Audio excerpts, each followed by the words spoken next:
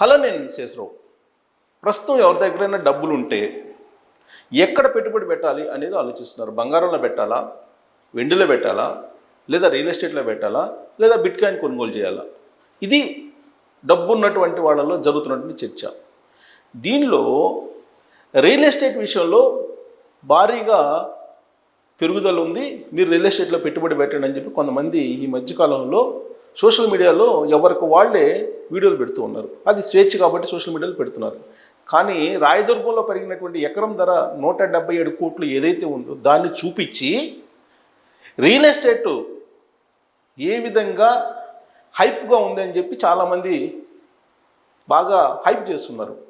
కానీ అది వాస్తవం కాదు, అది నీటి బుడగ లాంటిది అని చెప్పి నేను మీకు ఒక క్లియర్ కట్ ఒక లెక్క చెప్తాను. దాన్ని బట్టి మీరు రియల్ ఎస్టేటు ప్రస్తుతం పెరుగుతుందా, లేదంటే మోసం చేయడానికి ఇలాంటి లెక్కలు చెప్తున్నారా?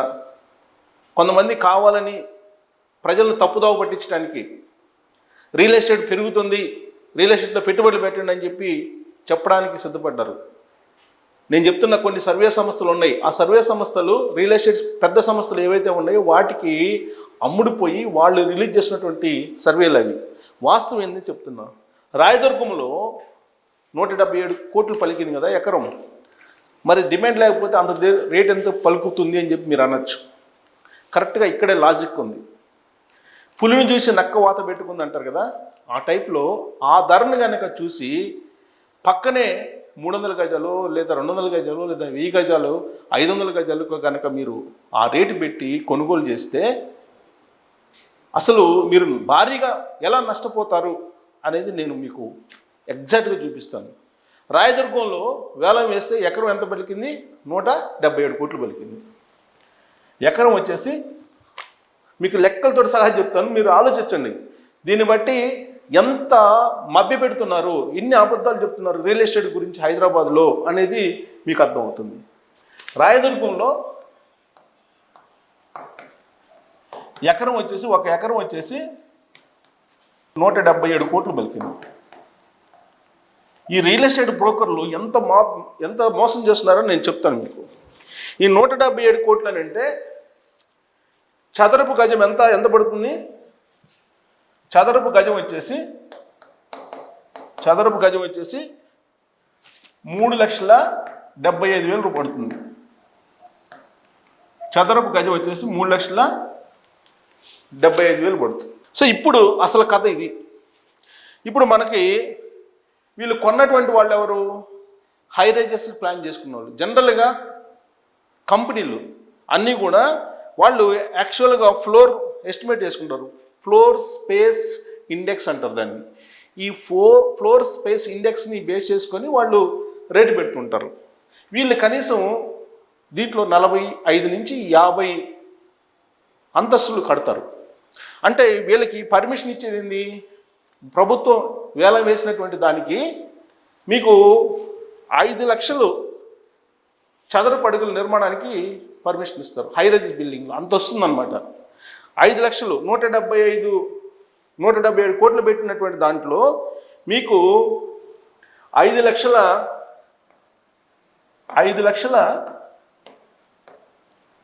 చదరపు అడుగుల నిర్మాణం వస్తుంది. ఇది హెచ్ఎండిఏ లేదంటే తెలంగాణ ఐసీసీ ఉంది కదా, ఇన్ఫ్రాస్ట్రక్చర్ కార్పొరేషన్, వీటి ద్వారా కొనుగోలు చేసిన భూములకు మాత్రమే ఇది పర్మిషన్. అందుకే హైరేస్ వాళ్ళంతా ఆ భూముల్ని కొనుగోలు చేస్తారు. సో ఇక్కడ 5 లక్షల చదరపు అడుగు నిర్మాణం వస్తుంది ఎకరాకి.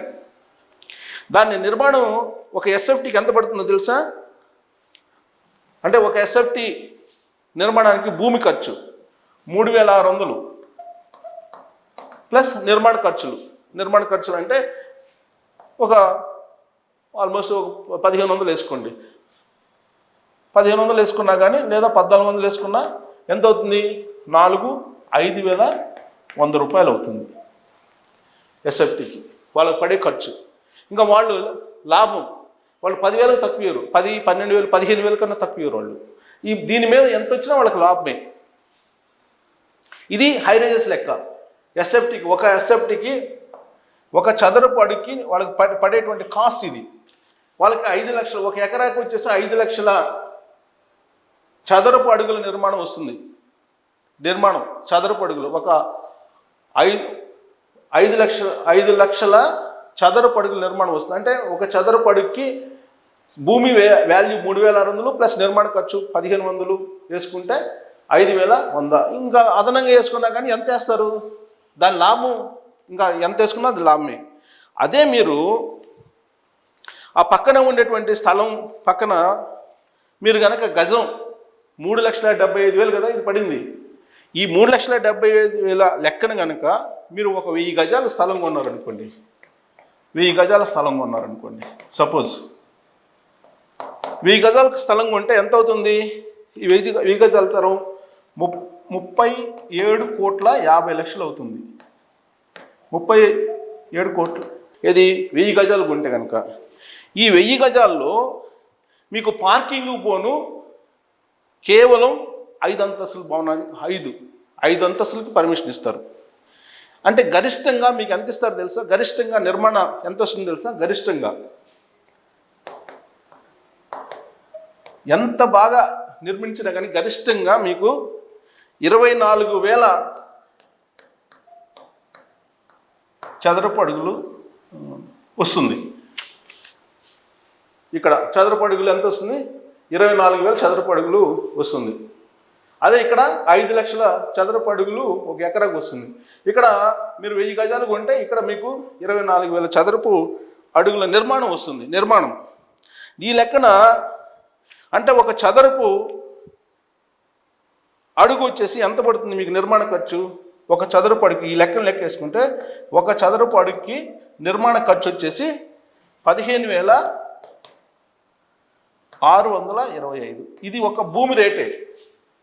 ఒక చదరపు అడుగుకి భూమి రేటే 1000 గజాలకు వచ్చేసి 15,625 పడుతుంది. ప్లస్ నిర్మాణ ఖర్చులు ఇవన్నీ ఉంటాయి. వీళ్ళు ఎంతకు అమ్మాలి ఇప్పుడు గజం?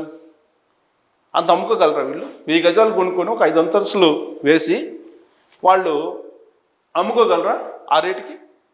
ఎస్ఎఫ్టీ మీకు కేవలం ఒక చదరపు అడుగు భూమికే, ఒక చదరపు అడుగు నిర్మాణానికే 15,625 రూపాయలు భూమి కాస్ట్ పెడితే మరి నిర్మాణం వ్యయం అవన్నీ కలుపుకుంటే ఒక 18, ఆల్మోస్ట్ ఒక దీనికి కూడా 1,500 వేసుకుందాం. 1,500 వేసుకున్నా కానీ ఎంత అవుతుంది? 16,000 చిల్లర అవుతుంది. ఈ 16 ఎస్ఎఫ్టీకి 16,000 లెక్కన వీళ్ళు అమ్మితే 1000 గజాల వాళ్ళు అప్పుడు వాళ్ళకి లాభం వేసుకోవాలి కదా. మళ్ళా లాభం ఎక్కడ ఉంటుంది? ఉండదు. అదే వీళ్ళు అనుకోండి, వీళ్ళకి 5,100 రూపాయలే పడుతుంది ఎస్ఎఫ్టీ ఖర్చు నిర్మాణానికి. కానీ వీళ్ళకి అట్టు కాదు, వీళ్ళ నిర్మాణ ఖర్చే వీళ్ళకి 16,000 చిల్లర పడుతుంది. మరి ఈ హైరైజ్ బిల్డింగ్ చూసి ఒక ఎకరం ఇంత పడింది కాబట్టి 3,75,000 పడింది కాబట్టి మా పక్కన ఉండేటువంటి 1000 గజాలకు కూడా మాకు ఒక చదరపు గజానికి 3,75,000 లెక్కన ఇవ్వండి అని చెప్పి ఎవరైనా అంటే ఆ లెక్కన మీరు కనుక ఉంటే ఖచ్చితంగా నష్టపోతారు. అంటే నిర్మాణ వ్యయంలో తేడా చూడండి. హైరైజ్ బిల్డింగ్కి చదరపు అడుగుకి వచ్చేసి 5,100 రూపాయలు పడితే దీనికి 16,000 పడుతుంది. అంటే పులిని చూసి నక్కువాత పెట్టుకున్నట్టే కదా. సో కాబట్టి అలాంటి వాళ్ళని చూసి ఆ ధరలను బట్టి చూస్తే కనుక మధ్యతరగతి బిల్డర్స్కి కానీ మధ్యతరగతి బిల్డర్స్కి కానీ వర్కౌట్ కాదు, సామాన్యులు కొనలేరు. ఇది వాస్తవం. ఇక ఒక ఎకరంలో మామూలుగా అయితే హెచ్ఎండిఏ కాకుండా లేదంటే టీజీఐసిసి కాకుండా ఒక ఎకరంలో కనుక మీరు కట్టాలంటే 5 అంతస్తులు మౌనంగా ఒక 5 అంతస్తులు భవనం కట్టాలంటే 1,00,000 చదరపు అడుగుల నిర్మాణానికి అనుమతిస్తారు. 1,00,000 చదరపు అడుగులు ఎస్ఎఫ్టీ 1,00,000 చదరపు అడుగుల నిర్మాణం చేపట్టుకోవచ్చు. ఏది ఒక ఎకరంలో అయితే. అదే ఒకవేళ 10 నుంచి 12 అంతస్తులు ఇచ్చారనుకోండి పర్మిషన్, 5 కాకుండా, అప్పుడు 1,50,000 నుంచి 2,00,000 చదరపు అడుగుల వరకు మీకు పర్మిషన్ రావచ్చు అంటే నిర్మాణానికి. అప్పుడు కూడా నీకు హైరైజెస్ బిల్డింగ్స్తో పోల్చుకుంటే నిర్మాణ వ్యయం చాలా ఎక్కువ అవుతుంది. కాబట్టి ఇక్కడ మనకి ఇంకోటి ల్యాండ్ షేర్ కూడా తీసుకుంటే మీకు land share high rise building ఎంత వస్తుంది? 15 నుంచి 17 యూడిఎస్ వస్తుంది, అంటే అన్డివైడెడ్ షేర్ ఇంత వస్తుంది. అదే మీరు 1000 గజాల వాళ్ళకైతే నీకు ఎక్కువ వస్తుంది. ఎంత? 24 గజాలు అలా ఇవ్వాల్సి వస్తుంది, 24 గజాల దాకా ఇవ్వాల్సి వస్తుంది. సో అన్డివైడెడ్ షేర్ 100 గజాల ప్లాట్కి అయితే.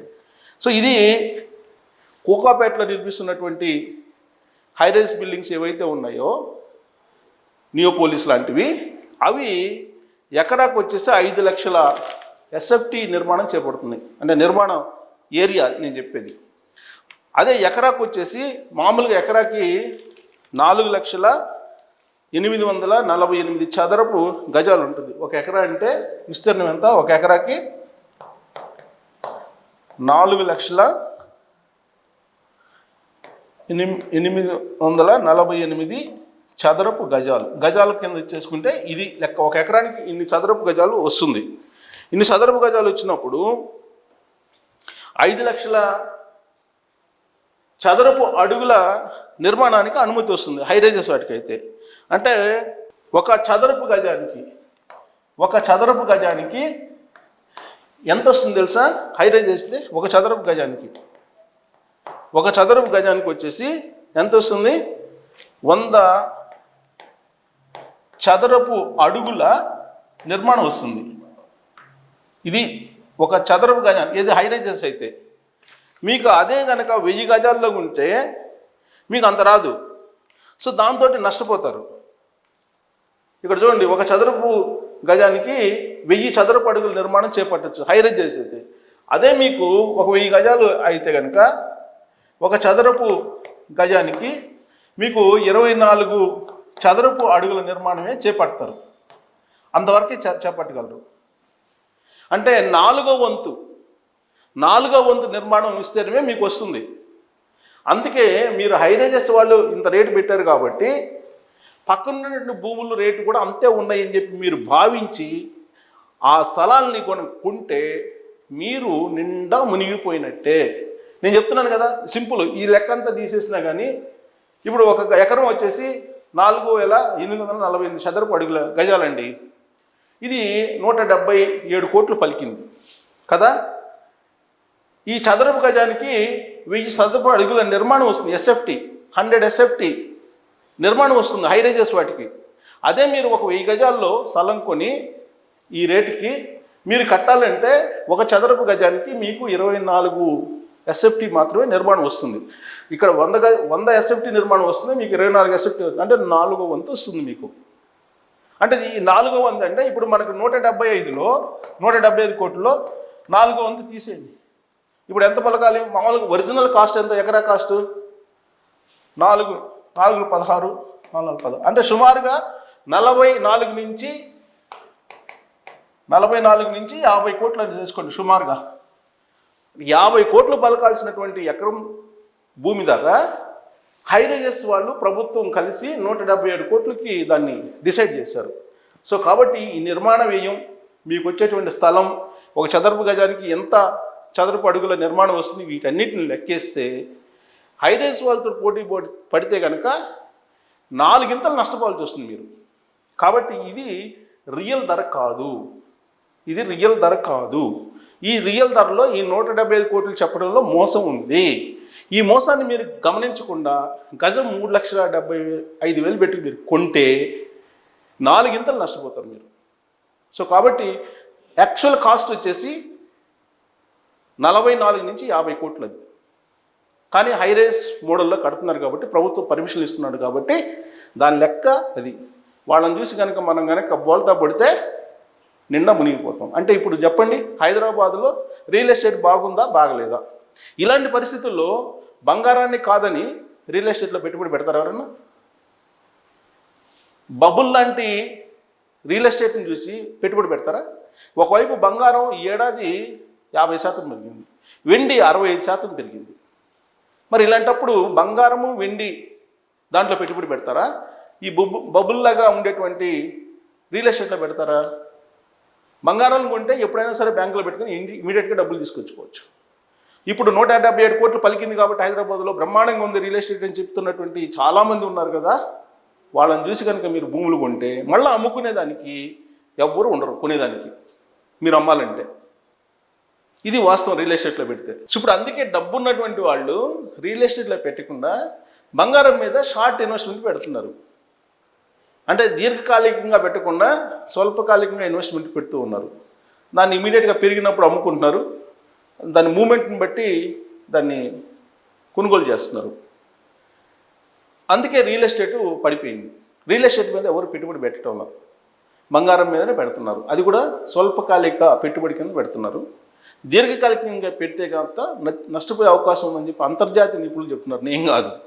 సో దీర్ఘకాలికంగా పెడితే అంతర్జాతీయ నిపుణులు చెప్తున్న ప్రకారం నష్టపోతారు. కాబట్టి స్వల్పకాలిక పెట్టుబడులు వెండి బంగారం మీద పెడుతూ రియల్ ఎస్టేట్ని ఇప్పుడు అటువైపు కూడా చూడలేదు రియల్ ఎస్టేట్. వాస్తవం ఇది కాబట్టి. ఇక బిట్ కాయిన్ వచ్చేటప్పటికి అది అంతర్జాతీయంగా ట్రంప్ మీద ఆధారపడింది, కంప్లీట్గా ట్రంప్ మీద ఆధారపడింది బిట్ కాయిన్ అనేది. దేంట్లో పెట్టుబడి పెట్టచ్చు మీరు కూడా కామెంట్ చేయొచ్చు. Thank you.